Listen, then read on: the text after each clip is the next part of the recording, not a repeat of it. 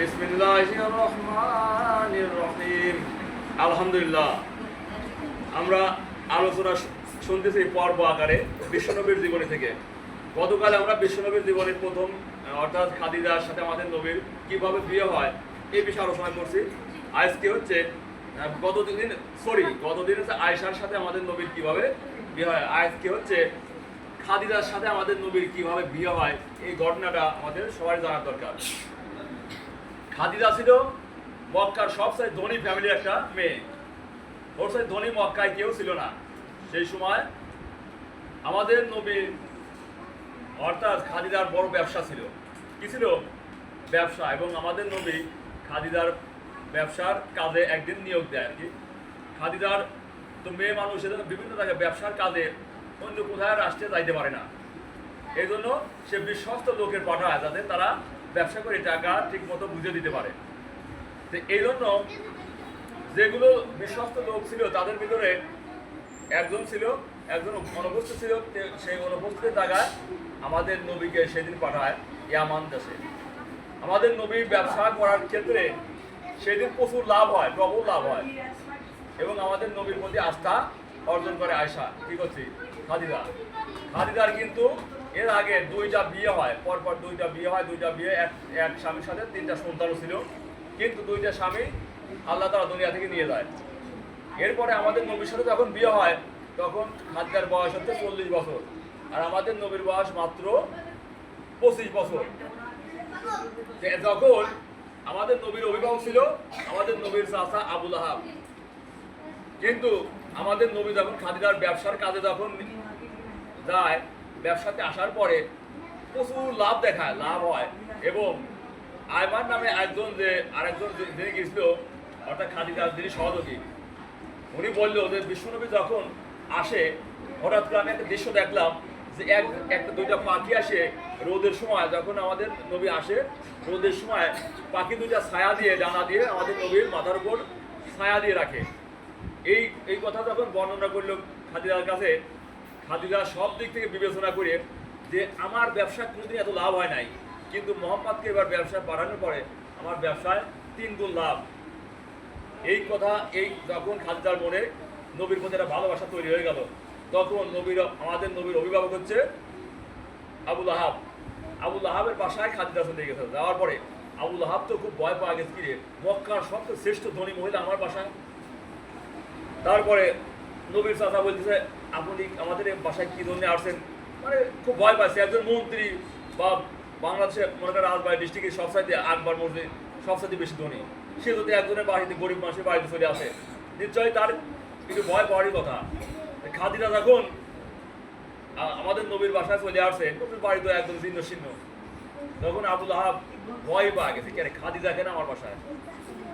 যে বলতেছে, আমি আপনার বাসায় আমি একটা জিনিস ভিক্ষা চাই। চিন্তা করে এত ধনী মানুষ যখন, তখন আবু লাহাব বলতেছে, আপনি লক্ষ লক্ষ মানুষ, হাজার হাজার মানুষের ভিক্ষা দেন, আর আপনি আমার বাড়িতে ভিক্ষা চাইতেছেন, কিসের ভিক্ষা? তার মানে কয় না, আমি ভিক্ষা দেবো কিভাবে? আমার কি টাকা পয়সা আছে না? আমার তো কিছুই নাই। আমাদের নবীর কথা বলতেছে, বলছে না আপনার যেটা আছে আমি সেইটা ভিক্ষা চাই। বলতে কি সেটা বলতে হবে? বলতে আপনার ভাতিজা মোহাম্মদকে আমার সাথে কি করতে হবে? বিয়ে দিতে হবে, এবং আমি আপনার বাড়িতে এসে আপনার বাড়িতে এই উঠান ঝাড়ু দেওয়ার মতো সুযোগ আপনি আমার করে দেবেন।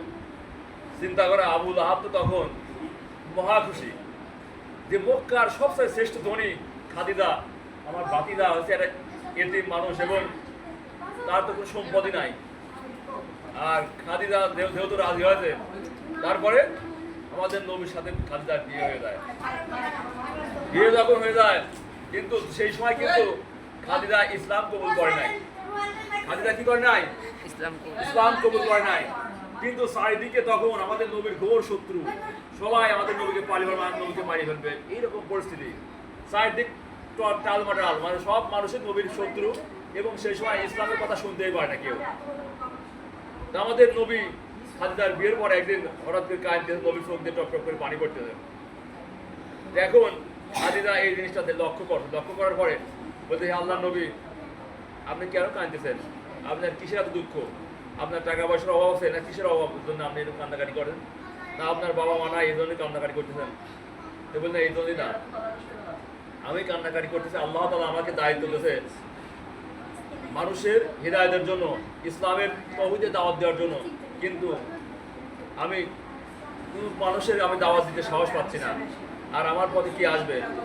এইভাবে যখন কাঁদতেছিল, এমন অবস্থায় খাদিজা বলতেছিল, হে আল্লাহর নবী, আপনি যদি আমার এখনই বলেন আমি এখনই ইসলাম ধর্ম কবুল করব।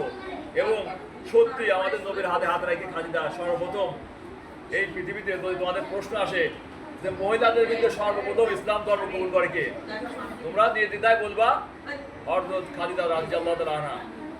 এবং এই জন্য আমাদের নবীকে সহযোগিতা করার জন্য খাদিজা প্রথমে নিজে ইসলাম ধর্ম কবুল করলো, এবং আমাদের নবীর জন্য ইসলাম কবুল করার ব্যাপারে যত টাকা পয়সা যা লাগে, সম্পদ থেকে শুরু করে জনবল থেকে সব কিছু আমাদের নবীর জন্য সহযোগিতা করতে খাদিজা। এই খাদিজা যতদিন ছিল বাঁচছিল আমাদের নবী বিশাল শক্তি ছিল, এবং খাদিজার অনুপ্রেরণায়, খাদিজার ভালোবাসায় আমাদের নবী ইসলামটা এত প্রসারিত লাভ করছিল। এই জন্য খাদিজাকে আল্লাহ তাআলা নিজের সালাম জিবরাইলের মাধ্যমে জিবরাইলকে বলতে, জিবরাইল তুমি আমার সালাম নিয়ে যাও, খাদিজার কাছে আমার সালামটা দিয়ে আসো। খাদিজা আমাদের নবীকে এত ভালোবাসতো, আমাদের নবীর প্রত্যেকটি কাজে খুব নবীর প্রতি আকৃষ্ট ছিল।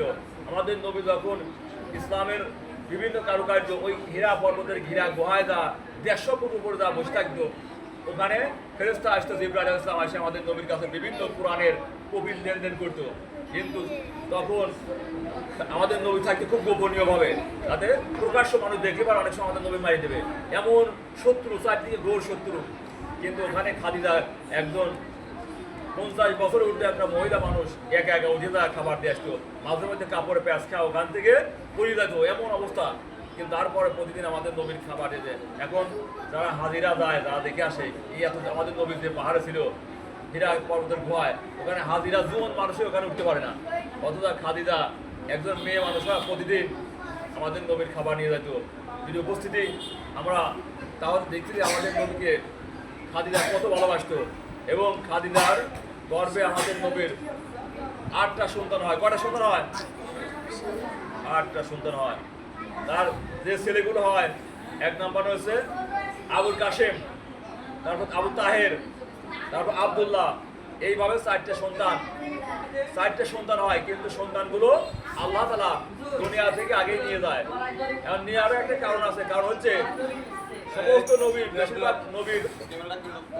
বেশিরভাগ নবীর ছেলে মেয়েরা কি কন ভাই,